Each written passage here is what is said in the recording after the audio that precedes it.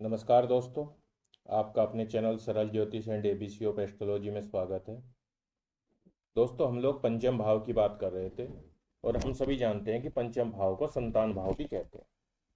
तो चलिए जानते हैं आज पंचम भाव से जुड़े हुए जो संतान संबंधी नियम है ज्योतिष के, उनके विषय में।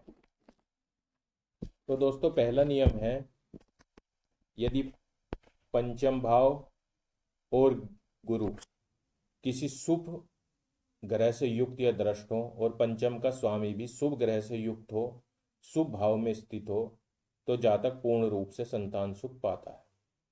दोस्तों, मैंने एक वीडियो बनाई थी ज्योतिष का आधारभूत सिद्धांत जो है भाव, भावेश यानी भाव का स्वामी और कारक, इनसे ही हम किसी भी भाव संबंधी फल को जान सकते हैं कि उस भाव के फल हमें कितने मिलेंगे या कितने नहीं मिलेंगे।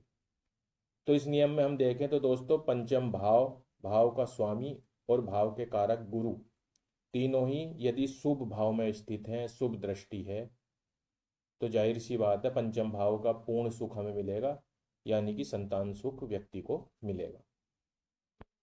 आगे नियम है दोस्तों, यदि लग्न चंद्रमा और गुरु से पंचम में कोई पाप ग्रह हो और उस भाव पर कोई शुभ ग्रह की दृष्टि ना हो, तो संतान पैदा होने में समस्या आती है दोस्तों, और हो सकता है कि संतान सुख उस व्यक्ति को न प्राप्त हो।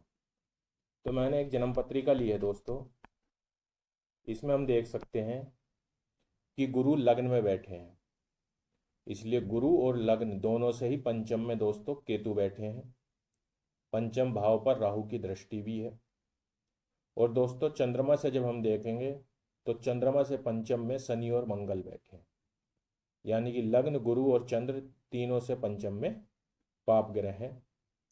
और ये वाला नियम इस व्यक्ति की जन्म पत्रिका में पूर्णतः फलित हो रहा है। इस व्यक्ति को संतान पैदा करने में समस्या आई थी।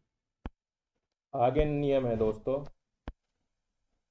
पंचम का स्वामी सूर्य, मंगल या गुरु हो और वह पुरुष नवांश में हो तो पुत्र सुख प्राप्त होता है। इसी प्रकार पुत्री का विचार शुक्र और स्त्री ग्रहों से जो नवांश में स्त्री राशि में स्थित हो करना चाहिए। यानी कि दोस्तों, अगर पंचम का स्वामी कोई पुरुष ग्रह है और वो पुरुष नवांश में भी स्थित है तो व्यक्ति को पुत्र सुख मिलेगा। और यदि पंचम का स्वामी कोई स्त्री ग्रह है और वो स्त्री नवांश में भी स्थित है तो व्यक्ति को दोस्तों पुत्री का सुख मिलेगा। दोस्तों, जिस तरह से लगन चार्ट होता है उसे हम D1 बोलते हैं, उसी तरह से D9 एक चार्ट होता है, नवांश चार्ट उसे कहते हैं। तो वहाँ पर भी हम ग्रहों की स्थिति देखते हैं। इसकी बात हम आगे आने वाली वीडियोज में अपनी करेंगे। फिलहाल तो इतना ही बता दूं कि D1 जैसे लग्न चार्ट है, उसमें ये देख के कि पंचम भाव का स्वामी पुरुष ग्रह है या स्त्री ग्रह है, और फिर उसकी स्थिति अगर हम D9 में देखें कि वो किस नवांश में बैठा है, किस राशि में बैठा है, तो हम अंदाजा लगा सकते हैं काफ़ी हद तक कि व्यक्ति को पुत्र का सुख मिलेगा या पुत्री का सुख मिलेगा। आगे है दोस्तों, यदि गुरु और पंचमेश दोनों स्त्री राशि में हो तो पुत्री का जन्म होगा, और यदि दोनों पुरुष राशियों में हो तो पुत्र का जन्म होगा, ऐसे हमारे शास्त्र कहते हैं। और दोस्तों, ये बहुत ही बेसिक नियम है। इसके जैसे जैसे हम गहराई में जाते जाएंगे वैसे वैसे हम ज्योतिष की समझ हमारी विकसित और ज़्यादा होती जाएगी, और हम इन नियमों को और अच्छी तरह से समझ पाएंगे। क्योंकि ग्रह तो वही रहेंगे, आदमी की जो जब पैदा हुआ है, जो जन्म पत्रिका बन गई, पूरी जन्म वही चलेगी। लेकिन हमें ऐसा भी देखते हैं कि एक पुत्र हो गया, फिर एक पुत्री हो गई, तो फिर क्या नियम लगे दोस्तों। तो उन सब चीज़ की बात हम जैसे जैसे आगे बढ़ते जाएंगे करते जाएंगे। ये तो ज्योतिष के बहुत ही बुनियादी सिद्धांत। आगे नियम है दोस्तों, पंचम भाव में शनि की राशि में शनि हो अथवा बुध की राशि में बुध हो तथा उस पर चंद्रमा की दृष्टि हो तो दत्तक पुत्र का योग होता है। यानी कि दोस्तों, पंचम भाव के स्वामी शनि या बुध हों और वो अपनी ही राशि में यानी कि अपने ही भाव में बैठे हों और चंद्रमा की दृष्टि हो तो दत्तक पुत्र का योग होता है। दत्तक पुत्र यानी कि एडोप्टेड चाइल्ड, व्यक्ति कहीं से बच्चे को एडोप्ट करेगा या क्रय कर सकता है दोस्तों, यानी कि किसी से खरीद भी सकता है। आगे है दोस्तों, संतान हानि के योग, कि व्यक्ति के संतान तो हुई लेकिन उसकी किसी प्रकार उसे हानि उठानी पड़ी।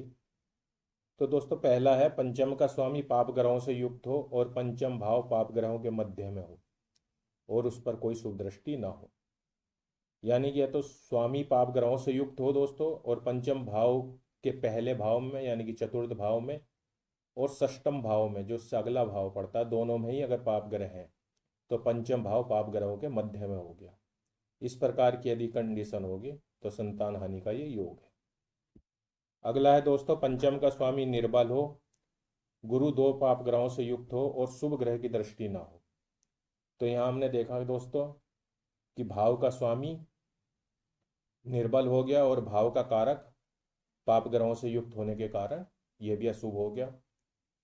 तो इस कंडीशन में भी संतान हानि के योग बताया गया। इसके आगे है दोस्तों, पंचम का स्वामी अष्टम में हो और अष्टम का स्वामी पंचम में हो और कोई शुभ ग्रह की दृष्टि ना हो। तो जहां हम ज्योतिष के बेसिक नियमों की बात कर रहे थे वहां हम जान गए दोस्तों कि जब भी किसी भाव का स्वामी 6, 8, 12 में चला जाता है तो उस भाव की हानि होती है। तो पंचम का स्वामी अगर अष्टम में हो और अष्टम का स्वामी पंचम में होगा और कोई शुभ ग्रह की दृष्टि नहीं होगी तो यह संतान हानि का योग बनता है। तो दोस्तों आज के लिए इतना ही। आशा करता हूँ आपको अच्छी लगी होगी आज की वीडियो। संतान संबंधी जो अन्य नियम है उन्हें हम अगली वीडियो में देखेंगे। प्लीज़ लाइक कीजिए, सब्सक्राइब कीजिए। नमस्ते।